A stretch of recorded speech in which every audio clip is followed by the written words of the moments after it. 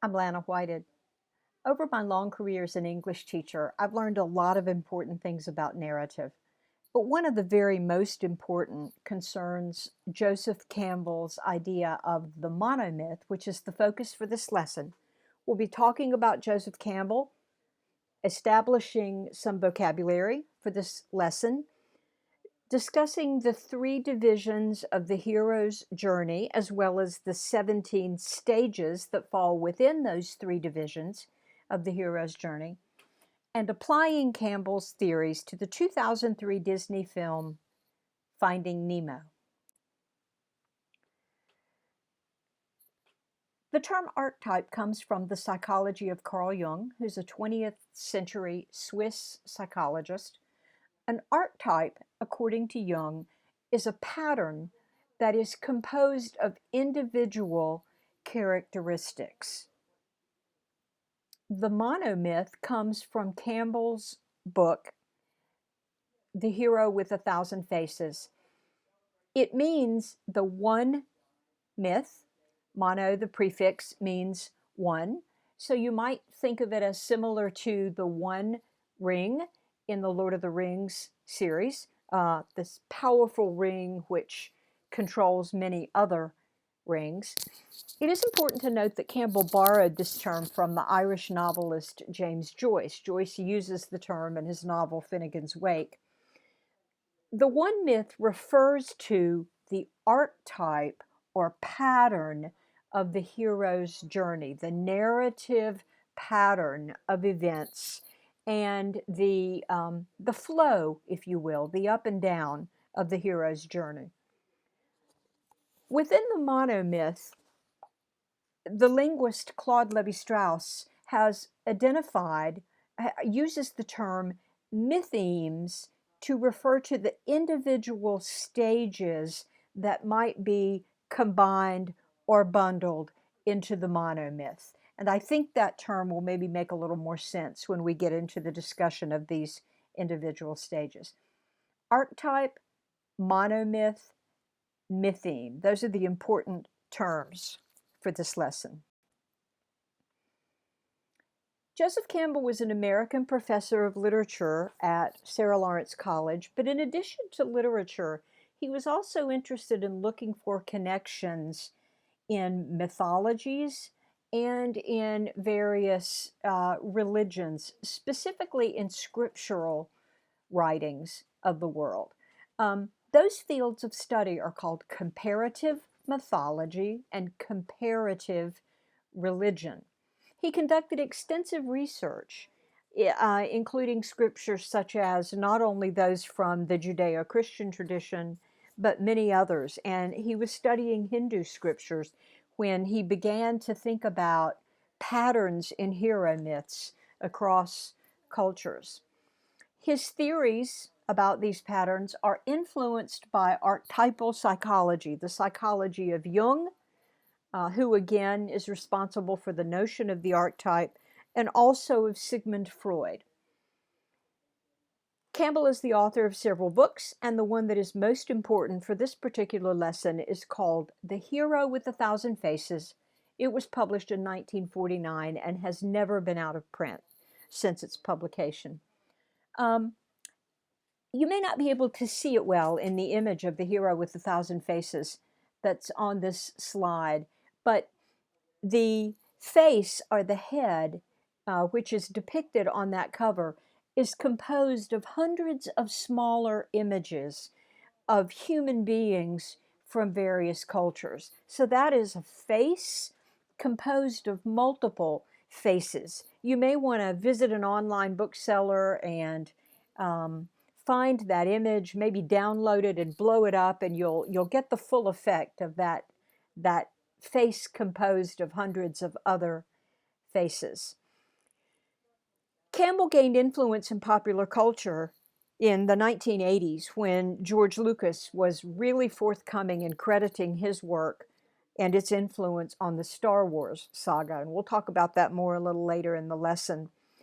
And finally, just after Campbell's death, Campbell died in 1987. In 1988, Bill Moyers, a journalist of public broadcasting system, produced and narrated a series called The Power of Myth, which was based on Campbell's work and which also includes some conversation with Campbell himself. One of those segments depicts conversation between Joseph Campbell and George Lucas about the way that Campbell's work impacted the Star Wars saga.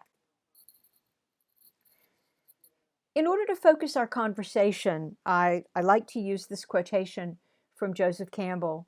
He wrote, "The cave you fear to enter holds the treasure that you seek." I like this quotation for several reasons. One is that it describes the sort of movement that is important in the hero's story, which is a movement from a place of safety to a place of danger. Outside the cave would be the place of safety. Inside the cave would be the place of danger.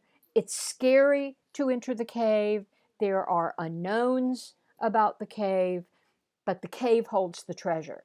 So the treasure is in the scary and dangerous place, not in the place that is associated with normalcy.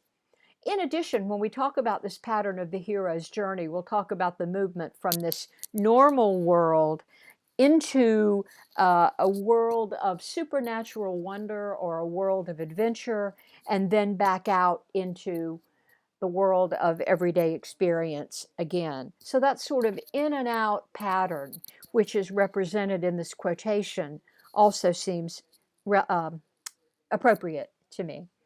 The cave you fear to enter holds the treasure that you seek. Okay, let's get started. Here's Campbell's overview of the monomyth. This is his summary. Campbell says, a hero ventures forth from the world of common day into a region of supernatural wonder. Fabulous forces are there encountered, and a decisive victory is won. The hero comes back from this mysterious adventure with the power to bestow boons on his fellow man. Maybe I should have put the word boons on our vocabulary list. Boon means prizes, gains, rewards. There are three divisions of Campbell's hero's journey: departure, initiation, return. Departure, initiation, return. DIR. Departure, initiation, return. And you can see there's 17 stages at all in Campbell's system, divided roughly evenly into these three areas. Stages 1 through 5 in departure, 6 through 11 in initiation, 12 through 17 in return. And we'll go into these in more detail on the upcoming slides. All right, before we do that, let's just have a little bit of a summary of Finding Nemo, which I presume most people probably have seen. Just a good idea to have a refresher before we start talking about the monomyth and applying it to Finding Nemo. So in Finding Nemo, a clownfish named Marlin loses his partner, his wife Coral, to a barracuda attack. He's very excited because his eggs are hatching, but a swordfish eats most of them. If you are familiar with Otto Rank's scheme of the hero's early life, the myth of the birth of the hero, you may remember that one of the criteria in Rank's scheme has to do with difficulties concerning the birth of the hero. I would say that having all your siblings eaten by a swordfish certainly would constitute a complication. One of those eggs does survive. It hatches to be Nemo. And as heroes often have some sort of flaw, what's called, not a tragic flaw as in tragedy, but some sort of a characteristic that puts them at a disadvantage. Moses, for example, apparently has some sort of lisp or some speech characteristic that causes him to feel that he's not eloquent. Nemo similarly has one bad fin, so he's had a little bit of a disadvantage in terms of escaping, swimming fast. And because of these two attacks, the barracuda and the swordfish, his father Marlin is fiercely protective of him and cautions him about not venturing outside the reef and certainly not going past the point called the drop. On the way to fish school one day, some of the other young fish swim outside the coral reef, and when they dare Nemo to do that, to swim out and touch the boat, He does so, and he's caught in a net and taken by some fishermen to live in a dentist's fish tank in Sydney, Australia, where he meets some other fish. Meanwhile, back on the coral reef, Marlin is completely freaking out. He meets Dory, who has some attention or memory issues and who encourages him to go in search of his son. So, with Dory's help, Marlin leaves to search for Nemo. Nemo, in the meantime, has tried repeatedly to escape from the dentist's aquarium with the other fish. And when he is finally successful and he's returned to the ocean through the help of some other creatures, most notably a pelican and a sea turtle, he finds Dory there, and with Dory's help, he's finally reunited with his father. I just want to note, to return to a minute to something we said at the beginning about leaving the world of the everyday for the world of supernatural adventure. When Campbell talks about this idea of the magical world, he says that the area of the so-called field of adventure might be, and I'm reading from Campbell here, a distant land, a forest, a kingdom underground, beneath the waves or above the sky, a secret island, a lofty mountaintop, or a profound dream state. The Wizard of Oz, for example, is a good example of a hero or heroine story in which all of the action turns out to have happened within this profound dream state. Dorothy has fallen asleep, and we learn only at the end of the book, or actually it's the movie The Wizard of Oz, in which the dream takes place. The book is somewhat different. We learn only after the adventure has taken place that the main character has been dreaming during that time. So that would be an example of that profound dream state. But this this region, the place where the hero's adventure takes place, Campbell says, is a place of strangely fluid and polymorphous beings, unimaginable torments, superhuman deeds, and impossible delights. What's kind of interesting in Finding Nemo is that for most of us who live on land, having an adventure that takes place under the ocean, in some of the scenes from The Little Mermaid, for example, the underground place would be the realm of adventure. In the case of Finding Nemo, it's actually reversed, so that the everyday world, the place of normalcy, the place where Nemo ordinarily lives, is under the ocean. And when he's thrown into the realm of adventure, it's actually when he's taken out of the water and to the dentist's office. He becomes a land dweller, even though he's still living in an aquarium. So it's kind of an inversion of that idea about the realm of adventure. Okay, stage one, departure. I'm sorry, let's call this division one, not to be confusing. And remember, stages 1 through 5, these are the individual parts that Claude Lévi-Strauss would call the mythemes, the individual stages in the hero myth. So here's just a summary. The hero or the protagonist lives in the ordinary world until he or she receives a call to go on an adventure. The hero is reluctant to follow the call, but is helped by a mentor. There are 5 stages in this particular part of the hero myth. The first is the call to adventure. In this particular case, when Marlin is anticipating parenthood and Nemo is really anxious about going to school before he actually begins his education, this is the normalcy, the everyday world of Finding Nemo. And by the way, when we talk about Finding Nemo as a hero myth, we're going to be talking primarily about Marlin as the hero, not so much Nemo as the hero in this particular case. Most of my examples are going to concern Marlin's actions in Finding Nemo. So the hero begins in this situation of normality.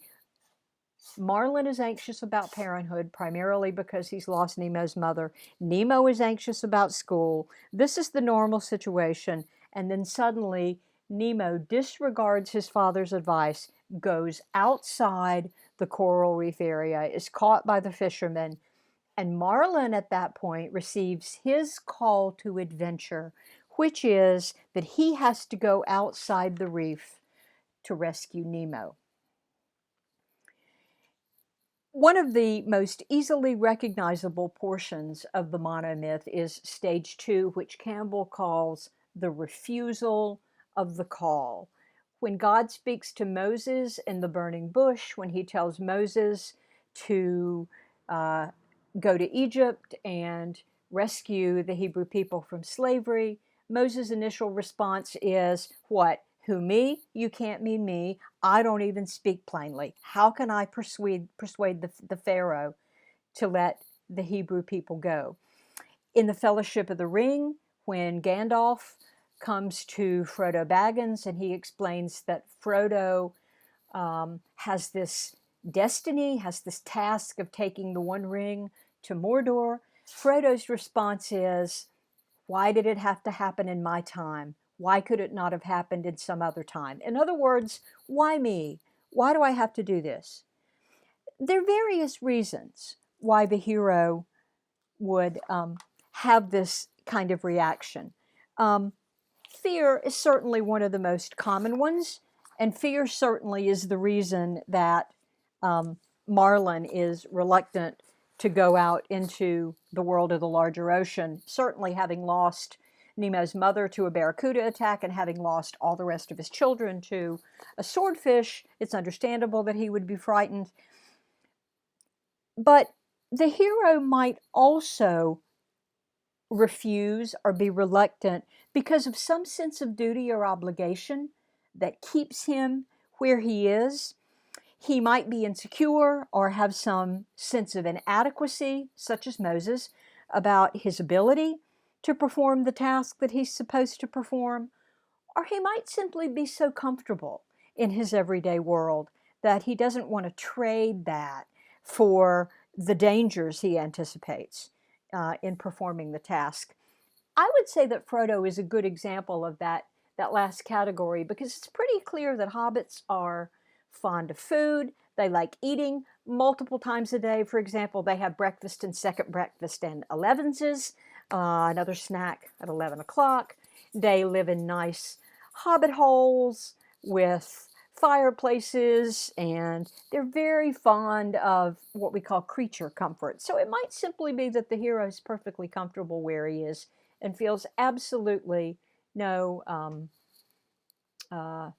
inclination to go off into the realm of adventure. What normally helps the hero to get beyond this reluctance is the intervention of a mentor. Campbell calls this supernatural aid. Normally, the mentor has some kind of ability that exceeds the ordinary or the natural. So with mentors such as Merlin in The Sword and the Stone, Gandalf in The Fellowship of the Ring, in this particular case, we have kind of an amusing example of the mentor because it's Dory, who certainly has some inadequacies or at least eccentricities herself. But Marlin needs somebody who can help him learn to believe in Nemo. And because Dory herself, in spite of her problems with attention or memory or whatever that combination is, Dory herself is out there in the ocean without her parents following her everywhere. So she's a good model for Marlin to be willing to let Nemo take some risks.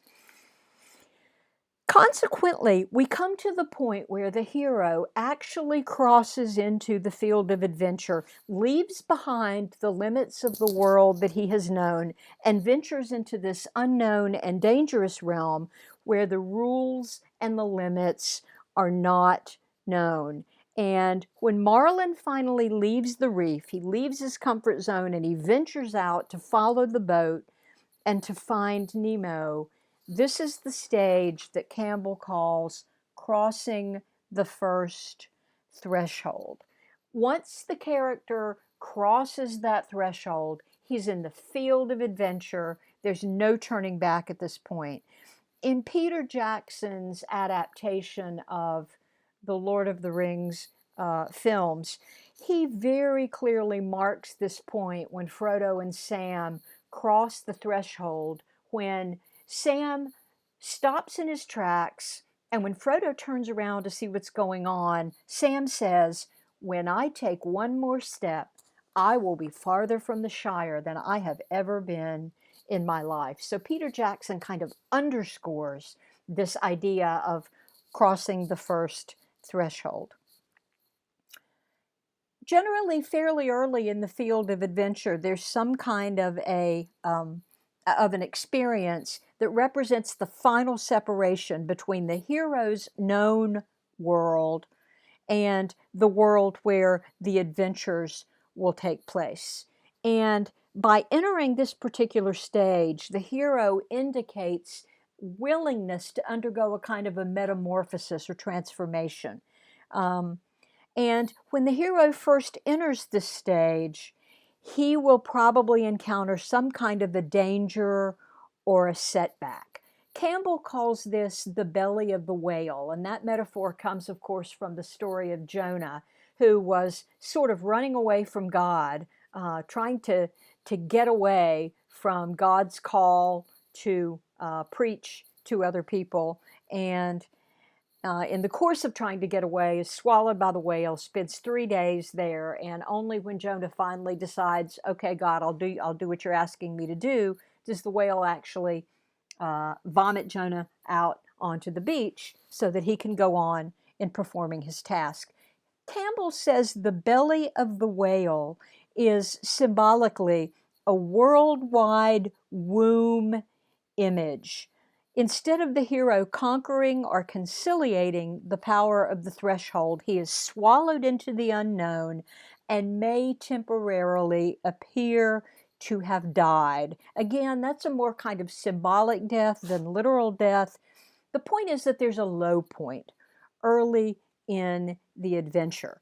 And fairly early in the time that Nemo is missing, Marlin has a whale test. That's important to point out, and I'm sure that the presence of that whale in this story is kind of a reminder of that belly of the whale metaphor. Also, at this point, he actually believes that Nemo is probably dead.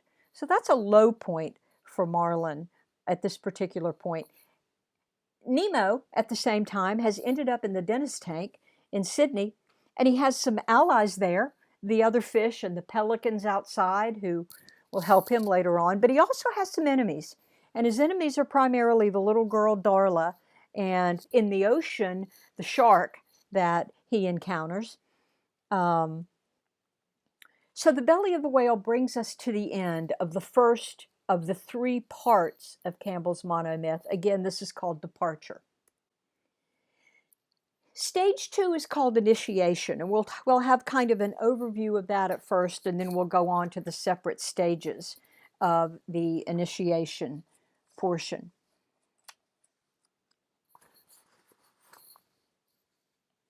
Once the hero crosses the threshold and finds himself or herself in the unknown or special world where the adventure will take place, where he or she will face trials, either alone or with helpers, while attempting to complete the task. Again, this is the beginning of this initiation stage.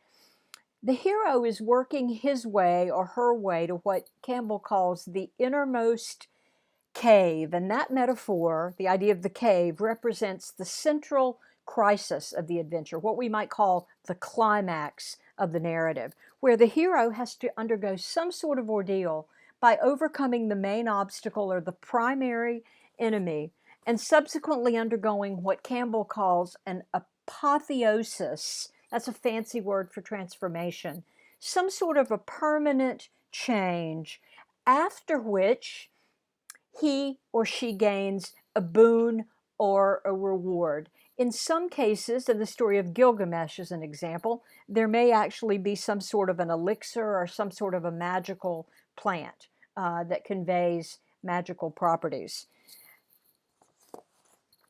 Toward the end of the initiation stage, the hero has to begin the return to the ordinary world with this reward or the elixir, but may be pursued out of the field of adventure by the so-called guardians of the special world, or the guardians of the reward.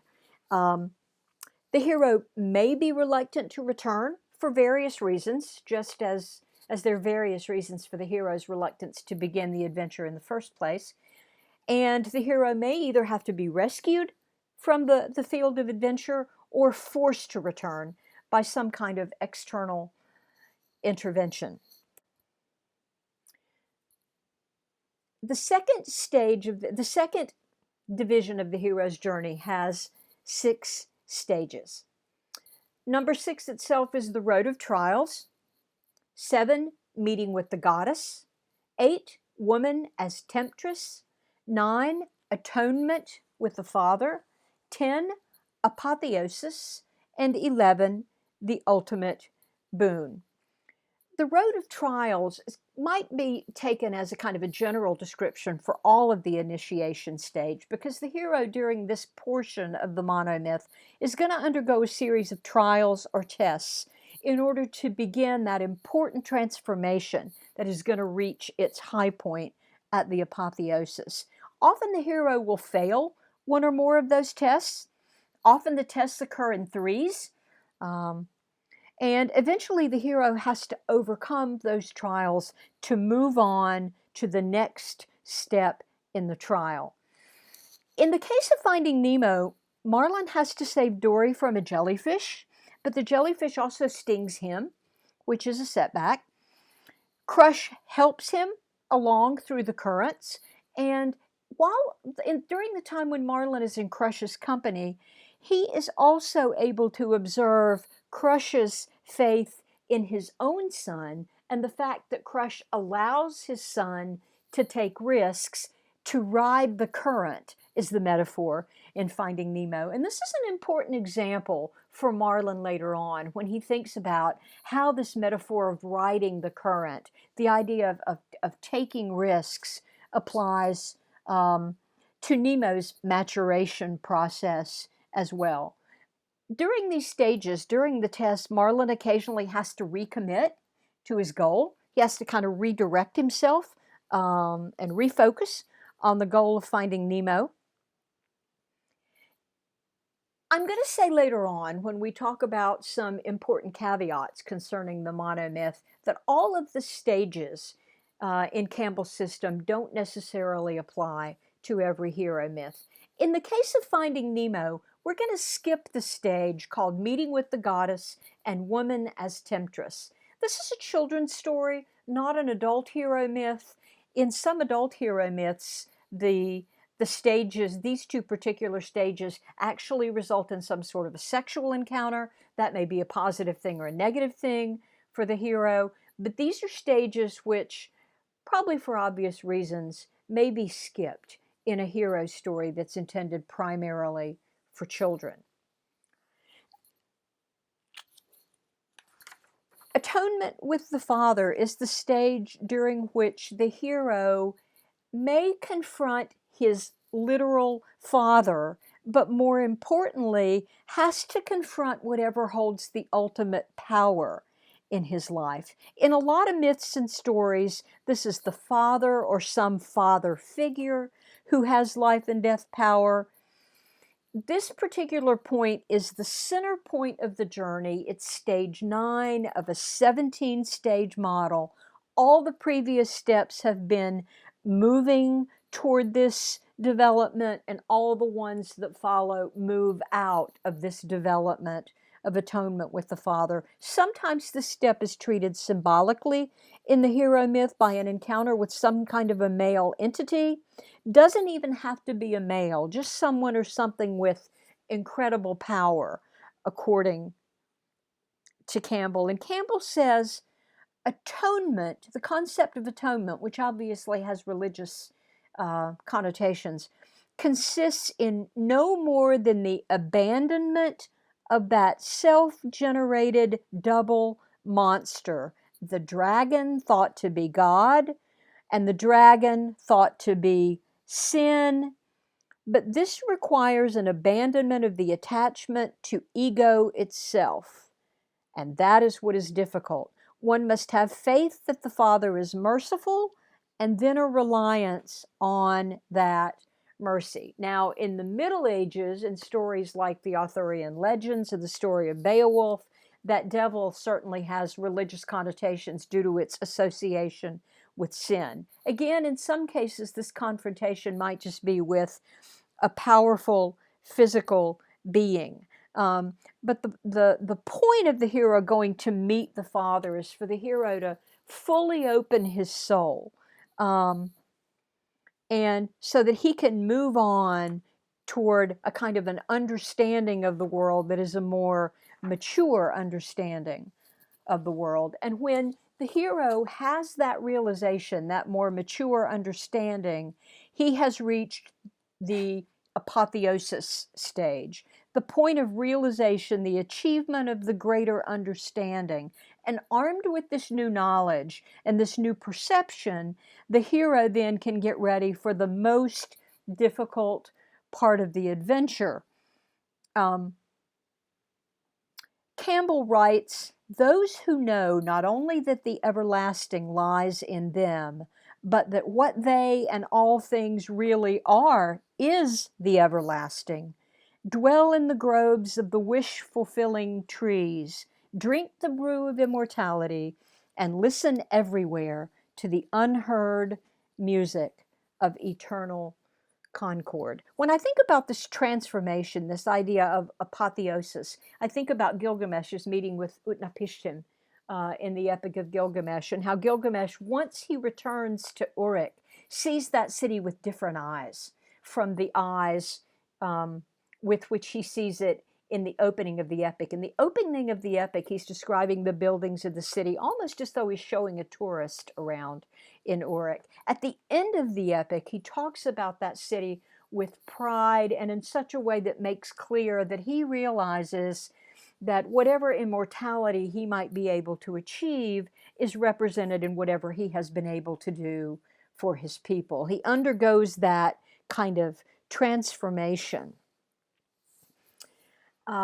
Once the hero has achieved this apotheosis, then he receives a reward. In Marlin's case, it's being reunited with Nemo. Nemo himself is the reward there. So the ultimate boon is the achievement of the goal of the quest. It's what the hero went on the journey to get in the first place. All the previous steps in the journey served to prepare the hero and to purify him for this particular step.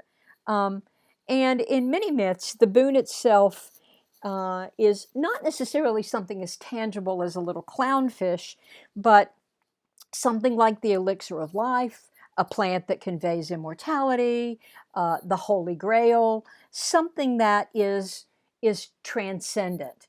It might be represented by a literal physical object, but it also represents larger things that are not of this world. In Finding Nemo, however, it is very tangible. It's Nemo himself.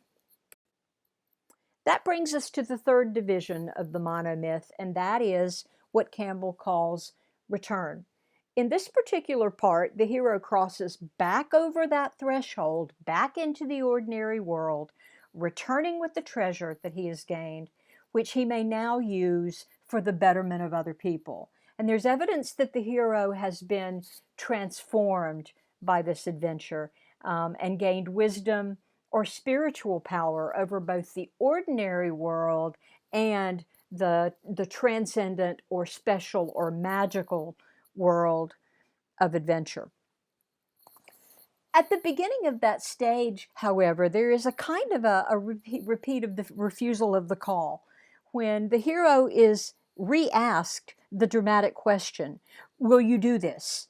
At the beginning of the return stage in Finding Nemo, Dory becomes caught in a net, and Marlin at this point has to again ask himself, can I let Nemo take this risk? His answer is different this time. He decides to let Nemo try to free Dory from the net, and Nemo uses the experience he's gained from being in the fish tank in the dentist's office from something that he's seen Gil do to help Dory escape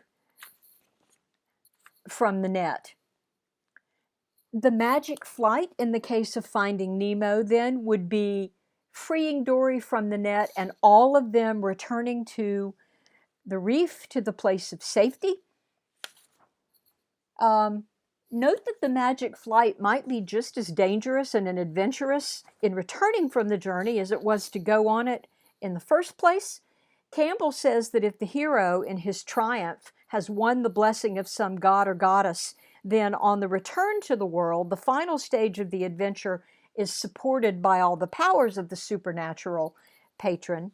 Odysseus in the Odyssey, for example, has Athena who's helping him with favorable winds, for example. So the return trip may be just as fraught with perils as the journey was in the first place. Just as the hero may need guides and assistants to set out on the quest, he might need powerful guides and rescuers to bring him back to ordinary life. And that particular stage is called rescue from without. This is particularly true if the person has been wounded during the experience or weakened during the course of the experience. Campbell says the hero may have to be brought back from the supernatural adventure by assistance from without. That is to say, the world may have to come and get him. So he may need help getting back into this regular place. It comes a little earlier in Nemo's story, but he does have the assistance of the pelican who carries him in the pelican's pouch back out into the sea. Then we come to what Campbell calls crossing the return threshold. And the trick in returning is that the hero has to retain the wisdom he's gained during the quest so that he can integrate that wisdom into a human life, into an ordinary human life, and figure out how to share the wisdom from the quest with the rest of the book, with the rest of the world. In figuring out how to do that, the hero, Campbell says, becomes a master of two worlds. In other words, has mastery or accomplishment in both the ordinary world and the magical world. For a human hero, this means achieving a kind of balance, usually between material and spiritual aspects of the journey. The person has to become comfortable and competent in both inner and outer worlds, internal and external. And Campbell says that the hero has the freedom to pass back and forth across these world divisions. In other words, to have the perspective of the everyday and also a perspective that is sort of across time. Again, I think of Gilgamesh resurveying Uruk when he returns to Uruk at the end of his epic. Once the hero achieves that mastery of both worlds, the ability to integrate both those perspectives, he has achieved what Campbell calls the freedom to live. And in this particular step, Campbell makes clear that mastery, the freedom to live, means freedom from the fear of death. The best example I can think of here is Harry Potter. In that chapter in Harry Potter and the Deathly Hallows, when he lies on the floor in Dumbledore's office and he fully realizes what Voldemort wants, and he realizes that he is going to have to die, and he thinks about all the aspects of the world that he's going to miss when he's no longer alive. Sometimes this is referred to as living in the moment, neither anticipating the future nor regretting the past, but thinking completely and totally in the present. Campbell says the hero is the champion of things becoming, not of things become, not of things that were. The hero is.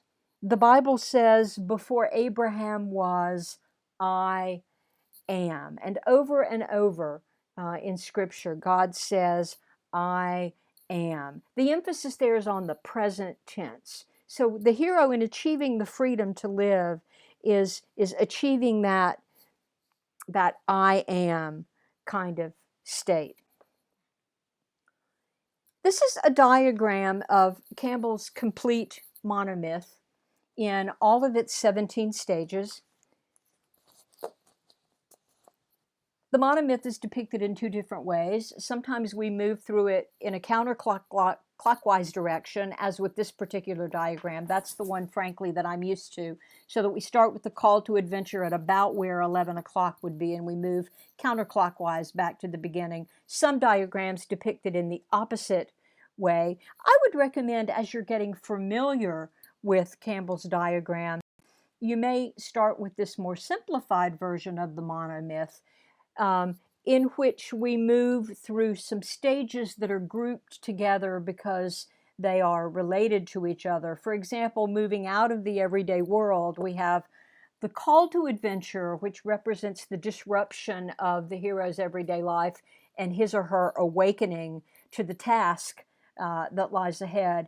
And the stages of refusal of the call and supernatural aid are related to that particular stage of the journey. So you may find that this more simplified version of the monomyth is a little more comprehensible, and certainly I think a little easier to apply when you're getting used to using it as a system.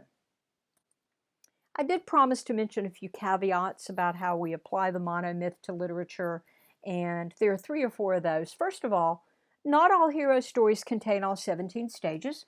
As we said in the case of Finding Nemo, we don't have those stages that Campbell calls the meeting with the goddess or woman as temptress, unless, of course, I guess we count Darla as that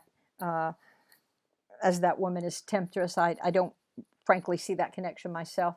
But again, it's okay for a hero story not to address all 17 of these stages. Secondly, some myths may focus on only one stage or one division of the monomyth.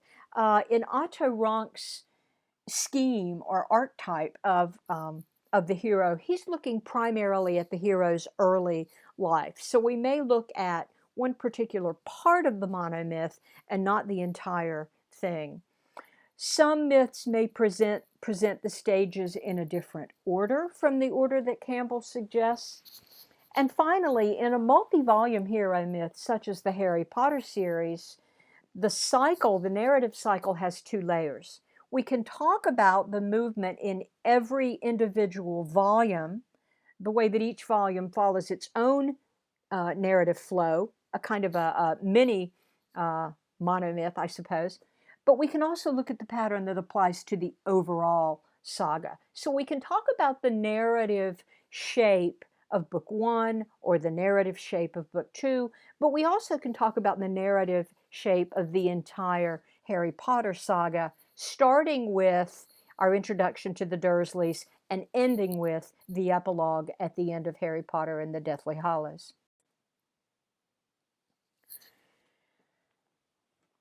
This is a characterization of Campbell's theory by Chrstopher Vogler, who was a filmmaker, a screenwriter in the Disney studios. Chrstopher Vogler drafted a 7-page memo for Disney in 1985 in which he essentially summarized The Hero with 1,000 Faces and suggested it as a kind of model for screenwriting stories of heroes or stories that were essentially myth. And Vogler wrote in his long memo, "There's nothing new in the book. The ideas in it are older than the pyramids, older than Stonehenge, older than the earliest cave painting. Campbell's contribution was to gather the ideas together, recognize them, articulate them, and name them." In other words, the important point is that Campbell here is not inventing a narrative pattern for the hero myth. He is labeling a pattern which exists across many cultures, across all time periods, coming up with names for these stages, but certainly not inventing those. Chrstopher Vogler subsequently turned that extended memo into a book called The Writer's Journey, Mythic Structure for Writers, which is a book essentially for screenwriters. It was published in 1995, and it just came out in 2020 in a 25th anniversary edition. It's a very well-known book. And again, it is about the adaptation of Campbell's theories to screenwriting. A primarily well-known example of Campbell's influence on screenwriters is George Lucas's comments on the importance of Campbell's work on the Star Wars saga. And this is a very short video from Lucas's speech at a national arts reception. The man that you see in the bow tie at the lower right of the screen is Joseph Campbell, who was in attendance there.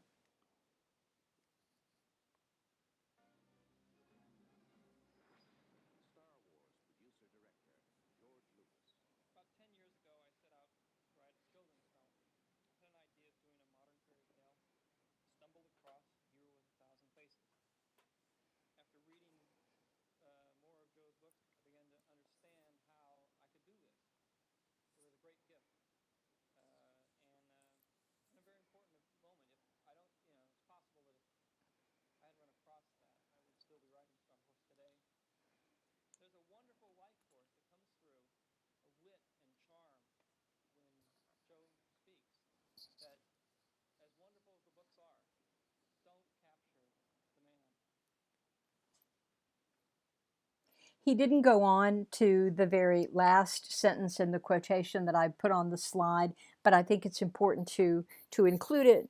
He says of Campbell, "He is a really wonderful man, and he has become my Yoda." Finally, it's important to talk about the primary shape of Campbell's monomyth itself. Why the circle, and why the importance of this point that the hero goes on this adventure returning to the same point from which the hero started. In order to think about this, I like to use these lines from the British poet T.S. Eliot's poem, The Four Quartets.